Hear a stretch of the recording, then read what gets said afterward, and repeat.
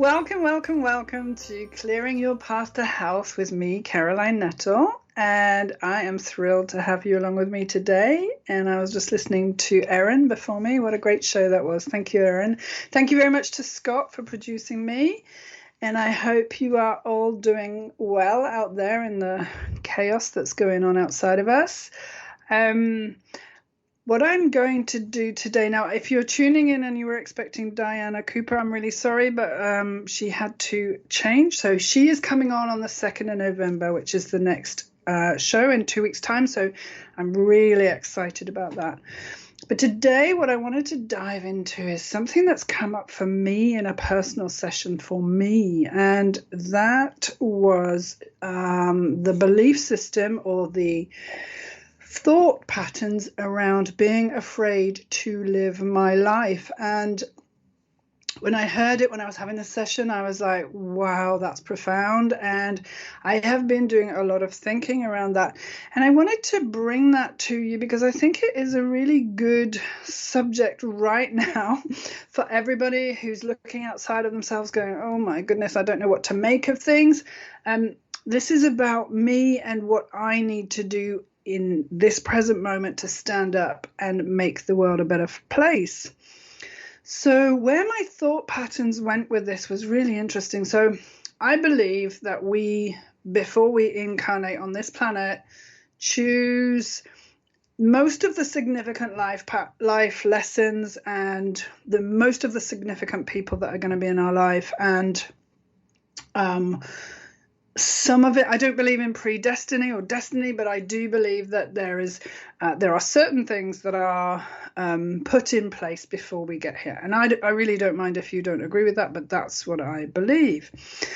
So on that level, believing that, I have to accept that at some stage I chose this path. And what has become really apparent to me since I have looked into this, you are afraid of living your life, Caroline, is that at some stage I chose this path, but I was clearly frightened of living this life because I've chosen what I would call a very, very difficult path. There's many, I could tell you 10 and there would still be 100 more. And it really has been a big, big struggle for me. So I could see from that perspective that before I incarnated on the planet, perhaps I had a real, oh my goodness, what have I done sort of thing, choosing this lifetime. But then as I started living this life on the planet, I can't remember 0 to 10, which is highly suggestive that there was a lot of things that I don't want to remember. But so there will be a formation within my life of, trauma and not feeling safe and not trusting anyone and not liking myself. Those are 3 very common things for people that have had trauma. And as I moved into sort of adulthood and really, grew up, my normal. And why I want to talk about this is because one of the questions I've been given is about exactly this. So my normal was, don't trust anyone, don't let anyone in, nobody likes you, I don't feel safe. Like all of that was my normal. And so that doesn't really adapt itself very well to good relationships or wanting to be in relationships, or in my case, running away to the other side of the planet. I did that quite frequently because I just couldn't connect, which is what I was so desperate for. So my trauma made me, on the one hand, really desperate for connection. And in that desperation, I probably put up with a lot more than I should have. But at the same time, had lots of behaviors that kept people very far away from me.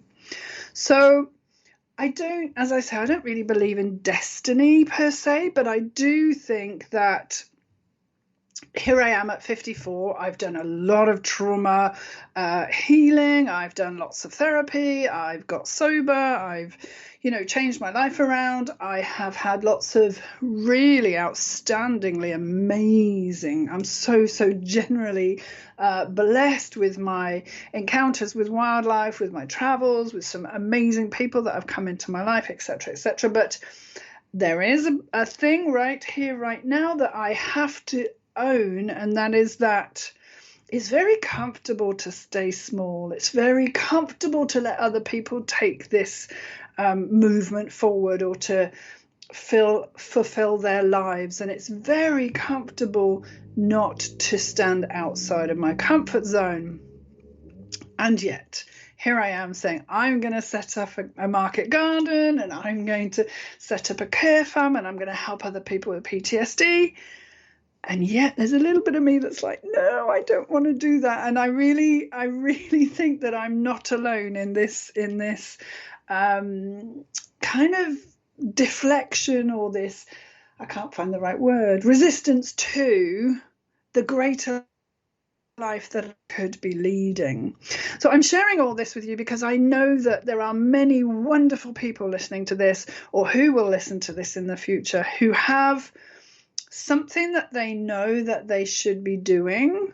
And I want to say to you, I know that my job on this planet is to step outside of my comfort zone and really to create something amazing in service to other people. That I've always been, sorry, that was my cable flipping itself over there. I've always been someone that wants to create something, and I've always been in service to other people. And so I do know that I'm going to have to stand up and be counted if I want to succeed what I would call this life lesson, if you like.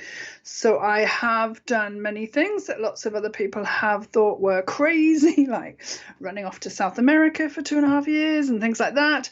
But this is about, what do I want from me? And I know that in my heart of hearts, what I need from me is to step up and really start this process off. So on that note, I have today made a decision.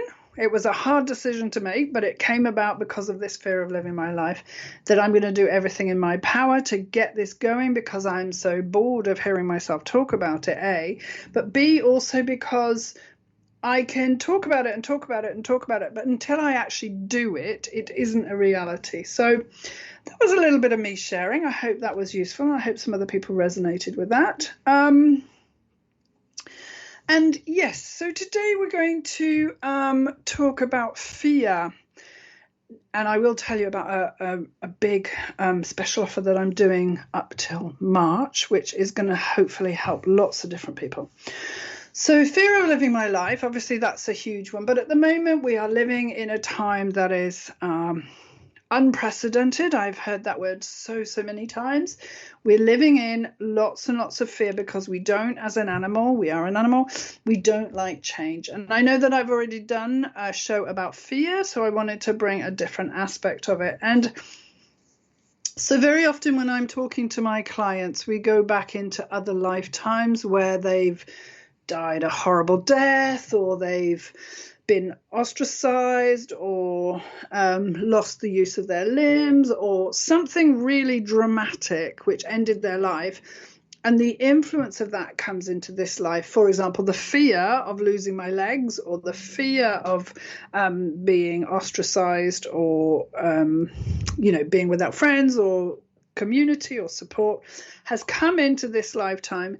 But it's manifesting this lifetime as, I just don't want to live as, for example, I don't want to put my head above the parapet because I'm really frightened that will kill me. Or, I'm so frightened of losing my legs that I won't walk on them as often as I could. Or I'm so frightened of being killed. So I had a client the other day, it was really interesting, and she was just terrified of dying, to the point that she wasn't living. I mean, she really never went out. She wouldn't drive a car or anything that could possibly, end her life, which, let's face it, being human is really, really dangerous. And, yeah, I just find that when someone is suffering from an intense fear that you can't understand. So, for example, somebody who's terrified of spiders to someone who absolutely loves spiders, that fear seems really, gosh, I'm not speaking very well today, am I? That fear seems really, can't think of that word, so I will think of a different word. So strange. And, but actually what is happening is, for that person, that the thing that they're frightened of is very real to them. Sometimes it's because that happened to us as a child, like she got bitten by a spider, or she had a big spider crawl all over her. I'm saying her, it can be him too. Sometimes the fear, like I've just said, can come from a past life, but usually I find, very often anyway, when I'm really terrified of something, I'm like, was one of your parents really frightened of that same thing? Because it can be learned behavior. And if you're brought up by a, very fearful, let's say, mother or father, who is always saying, oh, be careful, be careful, be careful. What you learn unconsciously is that the world is a fairly dangerous place. I mean, I've traveled to Latin America, I've been in the jungle, I've been up mountain. Yeah, the world, there are many, many places that you can find accidents, which could be, death causing. But the whole point of fear is to help you, to protect you, so that you don't make the same mistake twice. So if I'm frightened of spiders, well, then maybe I'll avoid them so that I don't, react in a bad way the next time. But I have the knowing that I think spiders can kill me if you're in Australia, for example.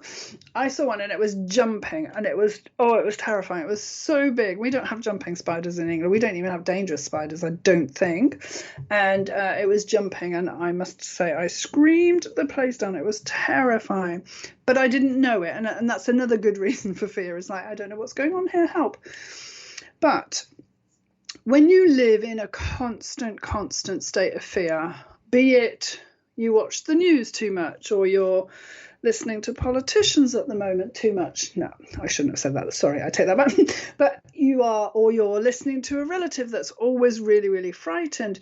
What happens is your anxiety levels rise to the point where almost they stay in a constant state of fear. And that then starts really affecting your body. I did a session today on someone who speaks publicly. He's a brilliant speaker. He really is someone who I want to listen to. I think he's outstanding. But in his personal life, so his public persona is someone who's very confident, who's eloquent. He speaks really clearly and very, very well. But in his personal life, he's riddled with fear. And he called it anxiety. I when I was doing the session, I thought it was fear. So, but what was making his fear levels so great was worry. And that's really interesting. He was so worried that things were going to happen. And I've always said to anyone that will listen to me, worry can be really ineffective, because you could be worrying about something that may never happen. So all that energy is being used up worrying about something that's not even going to happen. So try and stay in the present, because that's a waste of your time and energy. But your body doesn't know. I think I've said this before. Your body doesn't know whether or not the robot, let's say robot, that you're frightened of in your mind is in front of you or not. It just knows that you should be frightened if you were looking at this robot, and it can see the robot in your mind. So your body goes into this anxiety.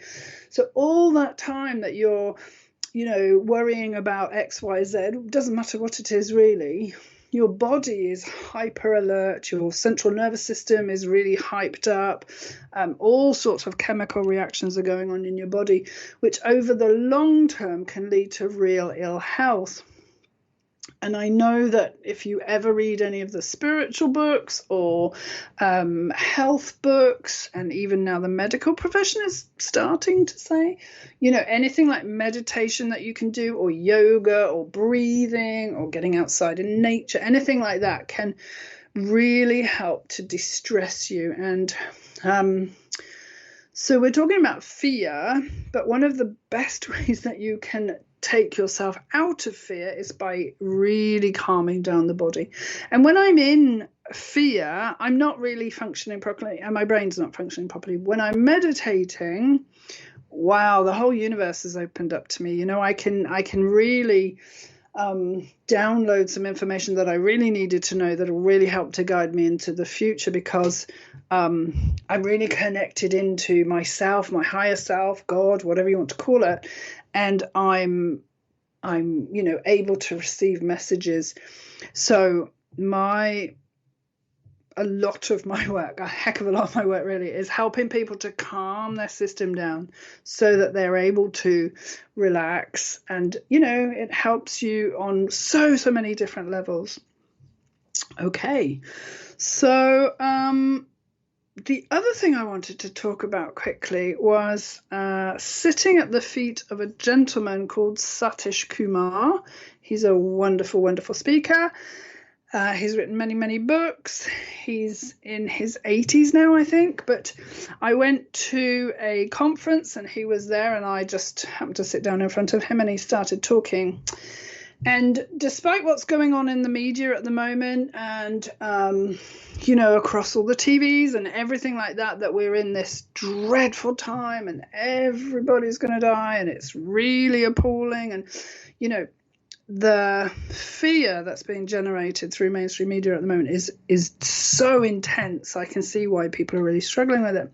But what he said it was really interesting. He just asked the question. He said, how many people on the planet at this moment do you think are actually at war? And so everybody said, millions and hundreds of thousands and, countries and all of this. And he said, actually, it's probably about all told 200,000 people. So that would involve the soldiers, and all the different factions and all of that. He said, so 200,000 people, and this was a time when there was war going on the planet. So he said 200,000 people are actively involved in war. Now, that's not what the mainstream media said, but anyway, that's what was happening. And he said everybody else is going about their daily life. They're making breakfast for their kids. They're walking them to school. They're doing things in the garden. They may be shopping for a neighbor. So we are, I think, animals who like peace. And possibly that's why we are struggling so much. And there's lots of mental health issues, on the rise during this pandemic, because we don't like the thought of being warmongers or, evil people or all of that. We are peaceful, home-loving bunnies, really.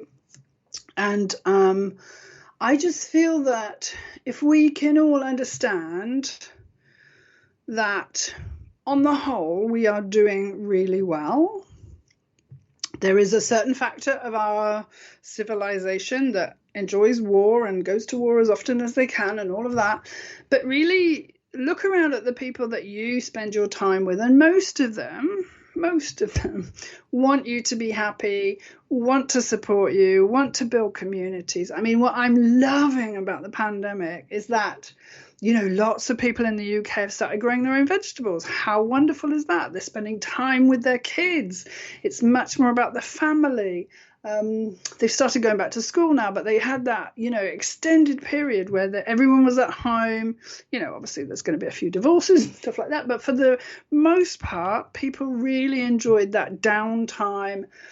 I think there's even a movement back to the land, and people like myself, in fact, starting farming and, collaborating and, really community-oriented projects. Lots and lots of them have started.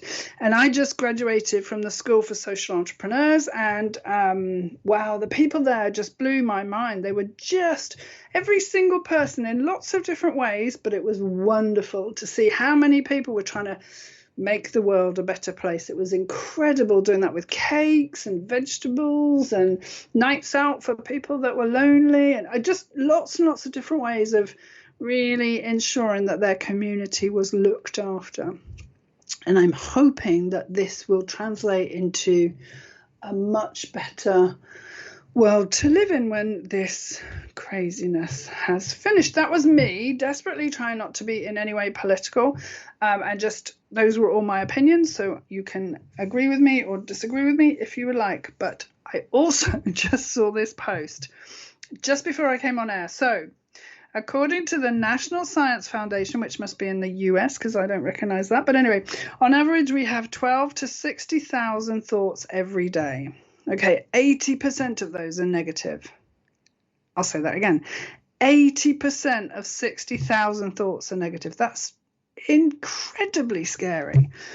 And 95% are repetitive, which means that we're having a lot of negative, repetitive thoughts. And you need to change. So we are hardwired to think negatively. So I think, again, a lot of the work I do with my clients is finding out the underlying belief systems and thought patterns that they have so that they can reverse this, ridiculously high. I was horrified when I saw that 95% of your thoughts are repetitive. So shoehorning positive, life-affirming, happy thoughts into there is a real job. It's also a process. It won't happen in 10 minutes, but it's something that we can all be aware of and just start, especially with the I am not safe, I'm not good enough, that sort of belief system. I mean, that will have been entrenched. I'm 54 years old, so if I've been thinking that repetitively for 54 years, it's not going to be an easy thought pattern to move. However, if I can get rid of the I'm not good enough thought pattern, imagine what else I can do in my life that would improve. I would, perhaps try a bit harder. I might join a few more clubs. I might try to do things that I didn't need to be perfect at. So, I could fail at a few things. There's so many different things that I'm not good enough stops us from doing, going back a little bit to my fear of living. You have some work to do, and I think every single human on the planet, I don't think my thought patterns are any different to anybody else. I think we all need to do this collectively, but if we can do this collectively, again, it will so much benefit the world. Okay, so that was a little bit of a statistic that I really enjoyed. Let's see if anyone's in the chat room. Hello, everybody, Lioness and Amy and Quelly. Thank you for your comments. And it's so nice to have regulars on the show. I really love it. Okay, so maybe I'll talk about my special offer just before we go to the break. So I was thinking about how can I best help people on 1-2 Listen and 1-2 Radio. So I've come up with a package that you can buy, which is greatly reduced in price, which can perhaps address one or two of the issues that you're feeling not so great about. You may have health issues or emotional issues or whatever. So I devised this morning, and I've had it okayed. So we're going to do 2 intuitive healing sessions, and that's worth $300, and then 2 group healing sessions, which is worth $50, and then 1 20-minute angel reading, maximum of 2 questions I put there, and that's worth $129. So the total package should cost you $479, but because we're in a pandemic and Christmas is coming and, going into the new year, I'm going to run this till the 31st of March. And so what you would do is you would just book the one package, and then you can just tell me what it is you want me to work on. I'll record them remotely. That's how I do all my email-based services, because I'm in the UK and timing's a little bit difficult. I'll record them, do them, happy to talk to them about you. But literally you could you don't have to give up any of your time. I can do it all for you when you're sleeping, probably is the most logical time I will do it. So that whole package should be $479, and I'm going to offer it to people on 12listen for $299, and you can book that through all the way to March. So it's called the Winter Wellness Package. You'll be able to find it on 12listen under my email-based services. If you've got any questions at all, just send me a message through the system. So hopefully that is something that will appeal to some people, and I wanted to keep the price as low as possible because I really want to send this out so that it can be taken up by, you know, those that have a little less money at this time, because it's quite uncertain out there at the moment. So you'll be able to look at testimonials and things like that if you want to find out, you know, how I do my sessions and things like that. So I will leave that with you. So that's $299 for a winter wellness package on my email-based services. We're going to go to the break now. When I come back, I'm going to be answering some questions. So if you have any health-related questions that you'd like me to take a tune into, then I will be answering those when I come back from the break. Okay, thanks then.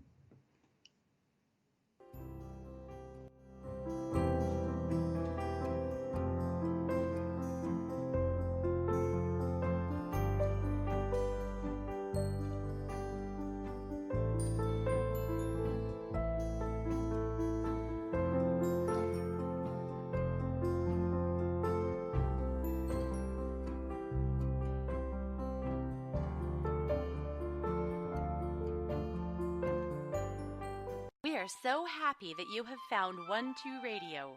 If you'd like to join us in the chat room, just head over to 12radio.com, click on the chat button, and just like that, you'll be redirected into our Facebook chat room. It's magic. Are you feeling the urge to learn something new? The classes on 12 Academy are just the thing to expand your mind and make your heart sing. Check out what's available and pick one to try. You take them over the phone, so it's easy as pie. The classes are all recorded, so don't worry about timing. Too bad there's not one that teaches rhyming. 12academy.com. Learn something new and have some fun. Hello, my name is Caroline. I'm an angel intuitive and a health intuitive, and I've been working with people to help them release the issues that are making them ill since 2005. I find that often people are unaware of why they are ill. Since I've been working on 12listen, I've had clients call and ask me about their health issues, which of course I'm happy to help them with. But if you're interested in removing these blocks, then you are welcome to look at my email-based healing sessions, and this is where the real changes can be made. I'm not a doctor, nor am I qualified to diagnose or discuss your medicines, but I can help to alleviate some of the symptoms by helping your body to recalibrate or realign and work out for itself how to heal. I can work on individuals, on families, on groups of people, on businesses, and on animals. If you're wondering why you are not feeling 100% or you're stuck in a pattern and do not seem to be able to move forward, can I suggest that you take a look at what I'm offering and let's find a way to help you move forward together. Look for Caroline N on 12listen.com, and I very much look forward to working with you and helping you to move forward.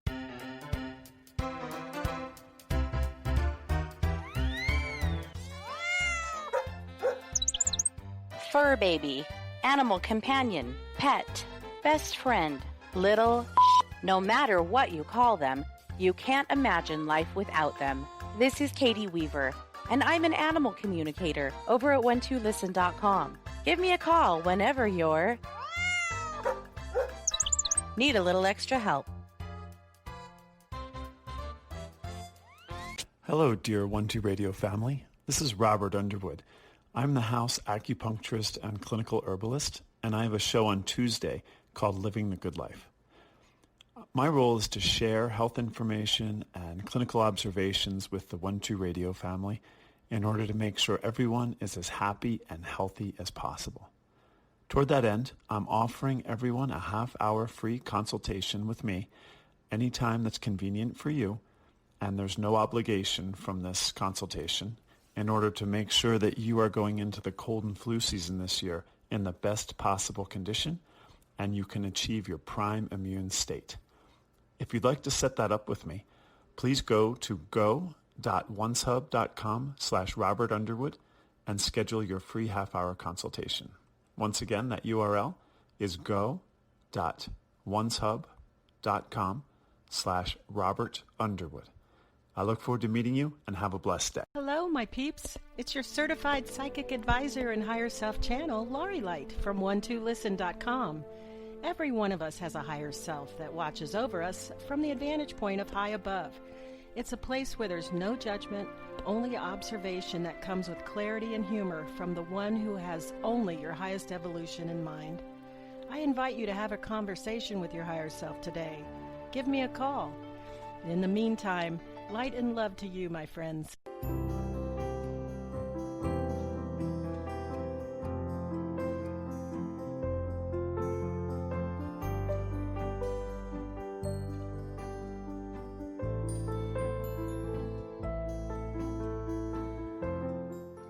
So welcome back to Clearing a Path to Your Health with Caroline, and thank you for being with us this afternoon, this evening, this morning, wherever you are. And so what I was thinking of doing the second half of the show was answering some questions that have already been sent in to me. And then if you have any more, do put them in the chat room. If you don't know how to do that, go to Facebook, find 12 Radio. You will need to be allowed into the group. Scott, the producer, will let you straight in. And then you can post any questions you have under the banner for you are listening to, for Clearing a Path to Your Health with Caroline. So it's very green, and it's the one that's at the top at the moment. Okay, so I had a question in from a lady called Faye. And she's saying, for the past 2 weekends, I've had strong bouts of anxiety or panic. Why? And when I tune into her, I am getting that there is a strong sense with her that everything's a little bit too much. So she's moved. She's got a new job. She's in a new place, and she's trying to, I'm feeling like she's trying to really impress some people about how good she is. So I'm really feeling that the panic is to do with an emotion of, there's something around not being good enough here. This is what we were talking about before the break. So I'm feeling a real strong sense of almost I get my worth from being good. So it's a little bit like good girl syndrome, but it's more to do with being acceptable, I feel, in your case, Faye, if you're listening to this, and needing approval. But more than I would say most people need approval, this is like I really need approval. And I feel the fact that you are in and amongst new people, and it's almost as if your system's in overwhelm because you're not quite sure who you need to please, as it were. And I'm just feeling that the anxiety is, am I good enough? Will I be able to learn this enough? It's like, will I fit in? And gosh, it really feels as though overwhelm is the root of the panic. I'm sorry that you're having strong bouts of panic attacks, anxiety or panic attacks. So what could you do to reduce this happening again? I'm going to suggest what I said before. Deep breathing, meditation, relaxation.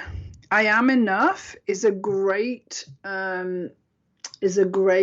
mantra to use, especially if you suffer a little bit from perfectionism, got to be right, got to be perfect, good girl syndrome. I am enough.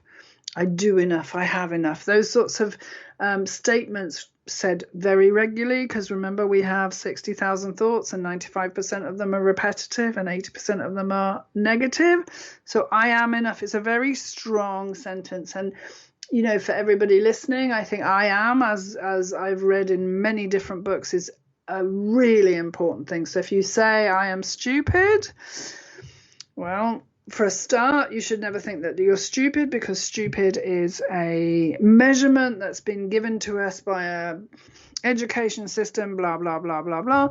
I've met a lot of uneducated people in my life who are so smart. They're really savvy. And I've met a lot of people who've got, degrees coming out of their sleeves, and really they haven't got an ounce of common sense. So sometimes I think our measurement system can be off. But if you say things like I am enough, I have enough, I do enough, all of those things can really help to break the perfectionism. And perfectionism usually comes from fear of not being good enough, or insecurity, or being told that you're rubbish when you're a child. So there's, obviously there's some healing to do, which is sort of some of the work I do with my clients, is to go in and find those belief systems and pull them out so that your energy system is no longer carrying them. So I hope that helps, Faye, and really do concentrate on breathing, on, doing things like walking in nature can be really meditative, swimming, exercise, whatever, just so that you're not constantly worrying about this driver. And it's a very strong driver in a lot of people, of not being good enough. So I've got to go to work more than other people, and I've got to achieve more than other people. The problem is the car that you wanted is never enough, and the holiday that you dreamed of is never enough, and the fantastic suit that you're after is never enough, and I'll be happy when sort of syndrome. So bring it all right back to the present moment. And if you're feeling a little bit uncomfortable, lots of deep breaths and meditation, and hopefully it will pass. I hope that helps you. Okay. Oh, and here we are. So I didn't read this at all, did I? So I've got Alexandra next. How do I stop being so preoccupied, obsessed with wanting my good to be more than enough? I think I've just answered that question completely. How do I stop being so...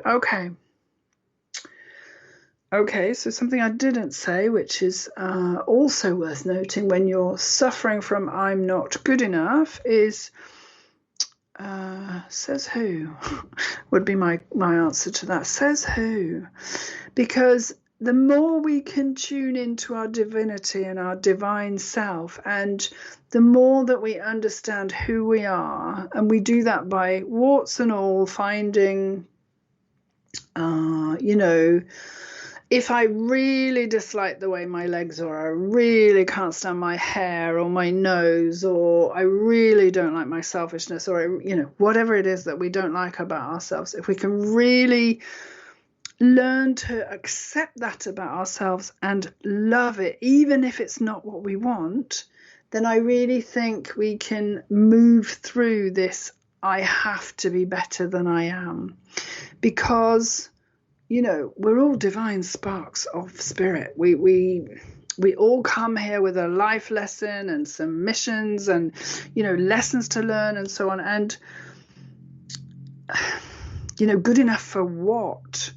Because at the end of the day, let's say, for example, you're desperate to be a lawyer and you want to be the very best lawyer. So what happens when you've done that and you get to the top of the tree and you've worked your butt off and you've given up any chance of a social life or happiness or whatever, and the money's never enough, and you get to, usually in your 50s, you get to there and you're like, this is not what I signed up for. And I think some of that is a little bit of the wisdom of age, I do, but I also think we chase dreams that maybe have been given to us by other people, like our parents or society, and we chase them and we chase them, and it's not until way down the line that we discover that actually that's not really what we wanted.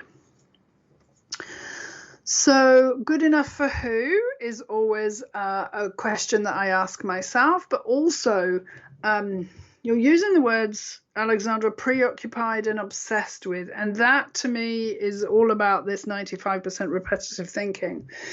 But it's like, what do you need right now in order to allow yourself to feel good enough? And I'm a real proponent of these phrases. I give myself permission to be enough. I give myself permission to not care. I give myself permission to, I don't know, relax about this. It's not important. And the other thing that's coming into my mind right now is what other people think of me is none of my business. That's one of my all-time favorite phrases, which is about not really caring what other people want of you or expect of you. So here's the thing. If I'm always trying to be the best, and I've got this, invisible crowd of people who are going to approve of me when I get to the pinnacle of my career, whatever, then I think it's really important to find out that A, they're not there usually, because most people don't really care what happens to you. I mean, general public, not your family, obviously, but, well, not all families. But anyway, so it's really important to not worry so much about how people are going to perceive you. And that was so important for me, because I come from a family of academics who write books about disappearing languages or edit books about whatever, and I knew I didn't want to, that's not what I wanted to do. So I've traveled a lot. I've fallen in love with wildlife and the planet. I do angel readings. I'm an intuitive healer. So I'm using a completely different part of my brain to those of academics, because that's just what I was, the gifts that I've been given. I'm so grateful for it. But if I cared what my family, who to a fault, all of them, there's not one single person in my family who's like, Caroline, that's amazing. I'm really happy that you're doing something that you love. Oh no, I don't get any of that. So it was really important for me to learn that I could love them and not have their approval. It was tough at the beginning when I wasn't that confident. But gradually, more and more, I became just like, this is what I'm supposed to do. I can't do anything else because this is what I've been given to do. And I have to do that regardless of what everybody else says. So what other people think of me is none of my business. I love that. Okay, and then I hope that's okay for you, Alexandra. Just find ways to become unpreoccupied with it. And then Erica sent me a question. How do we heal issues that we have been carrying all our lifetime so we are really familiar with them, so no longer notice them like a ticking clock? Oh, I love that one. Okay, so as I said when I started the top of the show, I have a lot of trauma from the years of 0 to 10. That's all I know. So the rest of my life has been built on this. I can't trust people, and all the things that I said at the beginning of the show. So I don't know any different. I think if you put me in I'm single, but if I met a man that came from a really, really happy family, I would struggle to be in that family because I don't know that. It's nothing that I've ever seen. So I like that. So she's used the example of a ticking clock. So if you put someone in a room with a ticking clock who's not used to it, they won't be able to sleep for the first 2 or 3 nights because they're just, all they can hear is this ticking clock and it'll drive them nuts. Night 3 or 4, they will have become so used to it that they don't hear it anymore. So how do we heal issues that we've been carrying all our life? So one of the things that I think is so interesting about the work that I do is this ability to dive deep into the subconscious, super subconscious of the client and work out at which point all this, self-hatred started, or fear of whatever started, or the trauma happened. And it's not necessarily what happened during the trauma, but it's the belief systems that person formulated at that time, which then go on and to color their life later in life. So it's about being able to go in and discover what started this, or what energetic block there is to health and happiness or whatever, and then to remove that for them. So my answer to your question, how do we heal issues that we have been carrying all our lifetime? Find somebody like myself, it doesn't have to be me, who's able to go in past the personality and not really talk to you as a person, but talk to your body, mind complex, we call it, and really delve deep into, whether you brought that with you from another lifetime, whether it's childhood stuff, whether you had a big traumatic car accident at 23 and that's what's caused the problem. So whatever it is, you need to find someone or work with someone that can go in and discover what the imbalance is there and then draw out the excess of emotions like anger or grief or whatever it is, or the belief systems that were formulated at that time. The most common belief systems that I find in nearly all of my clients is I'm not good enough, I don't feel safe, I'm never going to be able to do that, I can't live my life the way I want to. Just so many like that. So I think we've all suffered some form of trauma on this planet, I'm gonna leave it there, because what's traumatic to me might not be traumatic to you, but I think we've all had lessons to learn. And I often think one of the blessings of being able to work with people like my clients is that I can really help them move through some of the bigger belief systems that they're carrying and that they don't know that they're carrying. And that's the thing, if sometimes I'll go into the female line and I'll find great grandmother, had a massive loss, like maybe lost a child or her husband left her or whatever. And that grief has been passed down through the females. And the client sitting in front of me is crying all the time, doesn't know why she's crying. And we discover that she's just expressing this grief that wasn't expressed many, generations ago. Because, in the olden days, people didn't express their emotions. It wasn't the thing that you did. So I think that answers your question, Erica. Just work with a practitioner that can really go in and find out what's going on. Oh, okay. So we have a question from Ascension. Hello, first time listening to you. Welcome to the show. I had a rotator cuff bicep surgery in July. That is doing well, but I'm just out of sync, just not me. Can you see, feel, help, please? Absolutely.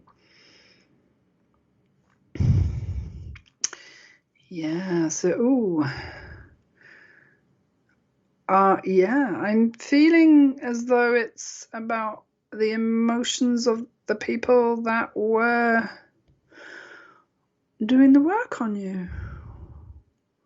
So I've had this before, actually. So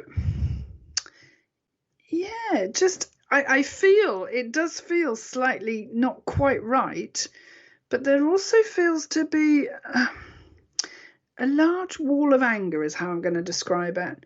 And I don't think it's anything to do with you. I think it's either the person that was doing the operation on you or someone in his family, and he brought it to work with him that day. I'm saying him, it may have been a her, but I'm feeling it was a man. And this anger, I feel like it's just washed over you, which is not great. So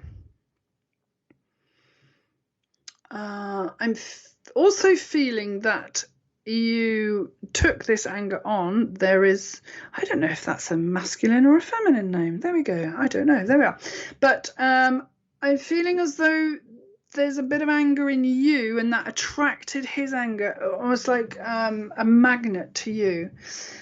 And I don't want to go too much more into that because this is a radio show and I don't want to get too personal, but I feel there is something in a father figure that possibly you could be.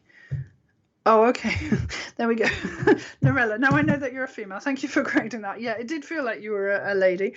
But I feel that something in a father figure could be angry. I'm not sure. But anyway, certainly something that something in you attracted this to you. I don't think there's anything particularly wrong. I think it just needs a little bit of an adjustment. Certainly can work with you if that's what you would like, to look at removing some of this anger and getting the body back into where it should be, because it does feel slightly out of sync. Yeah, that's the way I would put it. I hope that's helpful. and let me know what you think about that. And if anybody else has any other questions, then please let me know. And if not, I'm going to go back to this question with Erica, because often the issues that we're carrying come from our family. So, you know, if I look into my family, when I got sober, they said, are there any addicts in your family? I was like, no. But in retrospect, yes, really, really heavily. And then my mother told me that her grandfather was a raging alcoholic who was really angry. So I didn't know about that because I've never really learned about my mother's side of the family. So it was just really interesting that he was 1, 2, 3 generations before me. I was a very good alcoholic. And obviously that came down through the family. And often when we really can't understand what's going on with our illness, or we really don't know what the anger or the grief or the fear or whatever it is we're looking at, it can often be traced back to family. And I really, yeah. So in order to answer your question, Erica, yes, it's really important to get a good healer that you trust and you feel safe with, but also someone that can go back through the family lines, because there's so much of what we carry. I saw a fantastic piece on Facebook, and it was like you had 2 parents and then 4 grandparents, and it went right down to millions. It wasn't quite millions, obviously, but a very, very large number of your ancestors, all of whom can be affecting your health, your peace of mind, your well-being, and things like that. Okay. Thank you, Norella. She's saying it is very clear as to the whole thing. I will be in touch. Okay, great. That's really great. Yeah, I hope I can help you. Well, I'm sure I can help you, but yeah. So looking at who you are, but we are, you know, it takes a village to raise a child, as they say in Africa, which is a fantastic phrase. So all those people will have an influence on the child as they're growing up. So as we're growing up, we're like a sponge until the age of about 7. So again, going back to Erica's question, you know, unless everybody in your years 0 to 7 was kind and loving and thoughtful and patient and all the things we'd like to be, but it makes it very, you know, bringing up children is exhausting, and you can't always be on your best behavior. So I think there's a lot of things that we pick up between 0 and 7 that we may be totally unconscious of that can really have an impact on, you know, later life. So it's about trying to find, like I say, somebody who you trust, who can, who can help you go back and gently remove the energetic charge of the trauma or whatever it was you are carrying. So I hope some of that has been useful to you. I love doing this radio show, so thank you very much. I'm super excited about Diana Cooper coming on. If you've never heard of her, she's written like 30 odd books, and she does work with dragons, and what we're going to talk about is unicorns, because she has a new book out talking about how the unicorns are coming onto the planet at the moment, and I cannot wait. I'm really, really excited, and possibly will be a little bit camera shy when it comes, but anyway, we'll see. So she's on with me next week, in 2 weeks' time, and I've asked her if we can do a little 10-minute meditation healing session, which I think will be really powerful. So do join us if you can for that.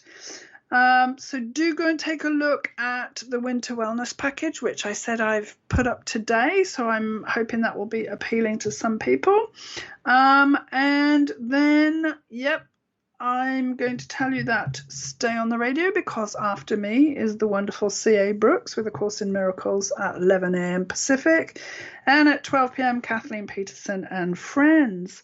So thank you so much for being with me today. I've really enjoyed the show, and I hope that it has been helpful. If you've got any questions at all, just send me a message on Facebook or contact me through 12Listen.